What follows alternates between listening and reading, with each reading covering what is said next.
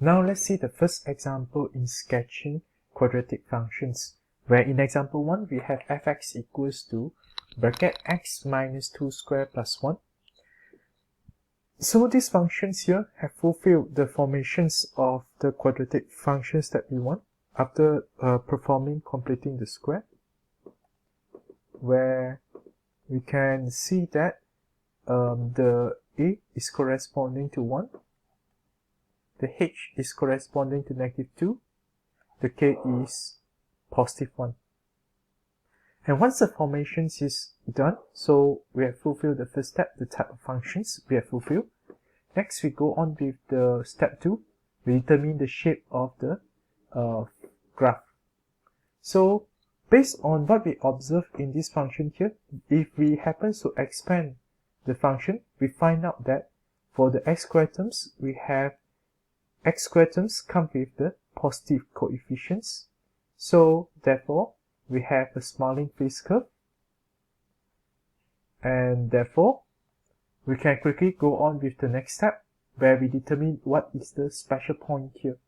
Where the special point here, we will have it as the minimum point.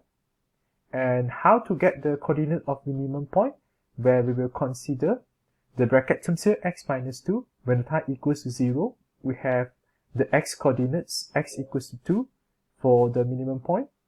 Then the corresponding y coordinate will just refer to the plus 1 behind here. With these combinations of x and y value, it comes in the coordinate of the minimum point.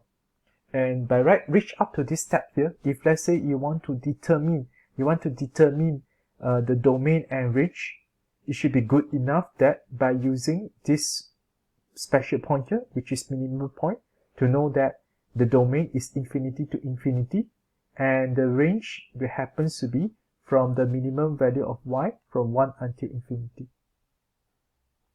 So the domain, I will have infinity to infinity, where it can cover all the way to the left to infinity, to the right to infinity. And for the range, how high and how low the graph can go. So it can go as low as this minimum point with the y value of 1, and as high as positive infinity. Okay, go on. Now, once we have done the third step, now we go for the fourth step. We want to identify whether the x and y intercept, whether it exists or not. So we just do a rough sketch with the minimum point just now as a reference, 2, 1. So when the time I put in the shape of the graph we identified just now, so we can observe that in this case here, we do have a y-intercept, but there's no x-intercept in this case here. Therefore, in our calculations, we just need to do calculation on the y-intercept to verify its location. And therefore, for y-intercept, by calculation, we notice that we have the y-intercept at the location of 5 on y-axis.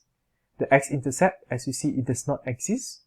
And therefore, with this info, now we can complete our graph sketching by having the label of xy axis, the origins, the graph name is here, function f, so we label as f, the xy intercept, so in this case here we only have y-intercept, x-intercept does not exist, and of course the special point here, which is the minimum point, together with the labeling of the coordinates. And therefore this is how we sketch for the first example for quadratic functions.